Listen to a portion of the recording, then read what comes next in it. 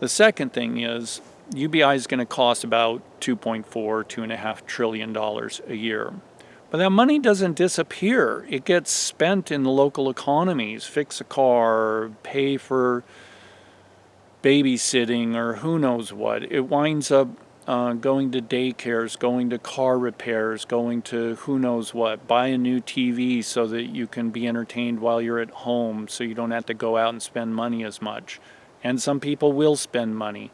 A lot of people are going to buy a new car, and a lot of those people are going to buy a new electric car, a Tesla or some other. By the way, I've written tons about Tesla. If you're going to buy an electric car, buy a Tesla, because Tesla's the only car able to use the supercharger network, and trust me, you want that.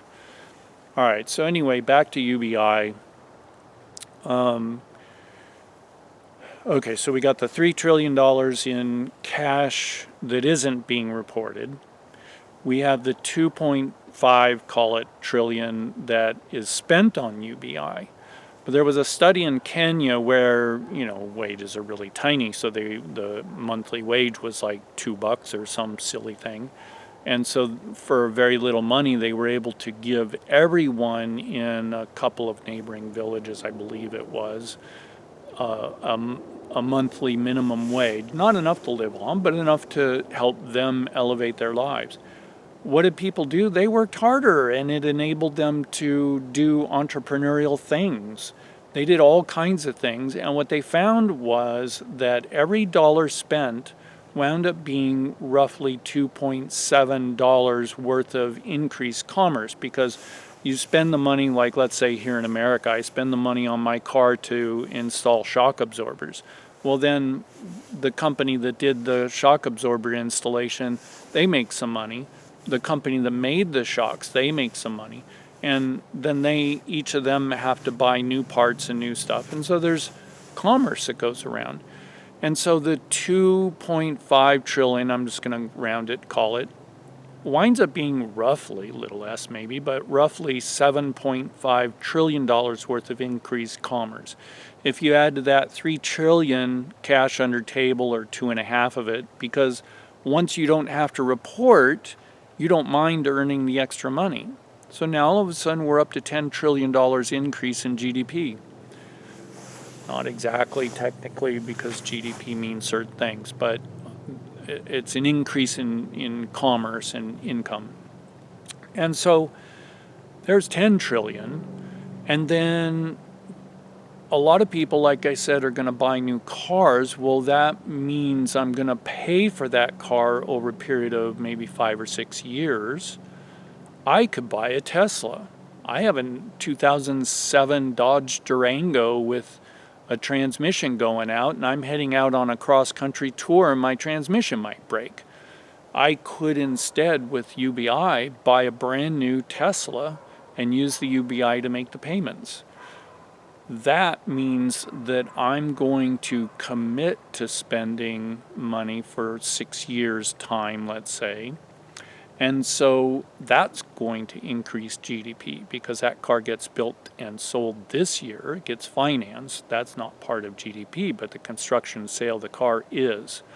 So I expect GDP is going to go up by more than $10 trillion. Right now it's 20 trillion. So that's like 150% of our gross domestic product overnight, because of this simple little thing.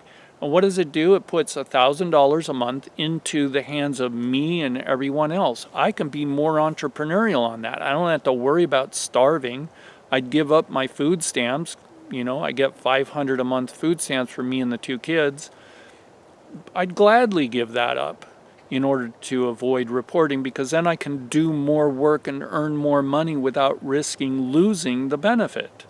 So our current welfare system is just stupid. And frankly, I'm starting Social Security, and it occurred to me that Social Security is this same exact idiotic welfare system, where if I earn more than minimum wage when I'm collecting Social Security, then I start losing. Every $2 I earn, I lose $1 in Social Security benefit. So it means that I work and earn $2, but I lose $1 of it. So I really only net gain $1. Well, that deflates a person's motivation to go and earn that $1. And instead of earning it, they just wind up sitting on their butts and doing nothing. You want to talk about causing people to do drugs and sit around and be a couch potato. Our current welfare system is doing that in spades. So we've got to get this stupid, idiotic reporting off of people's backs and just let people thrive. Let them go out. There's nobody who's going to be earning $1,000 a month who's going to say, oh, gee, I'm sailing so fat that I'm not going to go earn any more money. Okay, not no one. There are a couple of people who will do that for some period of time, and they won't get anywhere. They won't do anything. But the vast majority of people, if they're earning, let's say, $22 an hour, and you give them a $7.50 an hour raise, that's what universal basic income is. It's a $7.50 an hour raise. You give someone $1,000 a month, they aren't going to say, oh my God, I'm fat now, I don't have to work. They're going to go, wow, now I can do some interesting new things. And they're going to go do interesting new things. That's 98% of people. Now, there's another thing about GDP that isn't being talked about, and even Andrew Yang hasn't mentioned it. I think he should. People do desperate things when they feel in despair. So, homeless people do. People commit suicide because they feel there's no future for them. Everything is lost. And there isn't any point any longer in suffering the torture of their life existence. So Christians, Republicans, all kinds of people, Democrats, everyone, say that they care about people, the homeless and whatnot, but they drive right by, and I see all kinds of ads of the police. Oh, don't give any money to panhandlers. If panhandlers were millionaires, do you think they'd be out there panhandling? I don't think so. So it's a pretty demeaning way of earning a living, and it basically means you don't have another way of earning a living. But the important subject, seems to me, are these mass shootings in schools and shopping malls and wherever.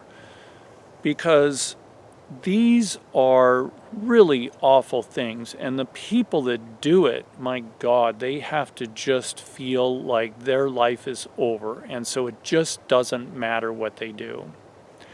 And if people have a foundation, a base income, they're not going to be in despair in the same way. And I suspect that immediately or within a couple months after UBI is enacted, that the number of mass shootings in America will plummet to zero. I'm not going to rule out things like terrorist attacks from someplace far across the world that some people might come here. Sure, that kind of stuff will happen. But even those people are living a life of despair. Their life is worthless. And so they're willing to do these atrocities. So if we can create universal basic income here in America and then help the rest of the world with this sort of thing, I think that this will be an enormous step forward. So please make a donation of as much as you possibly can.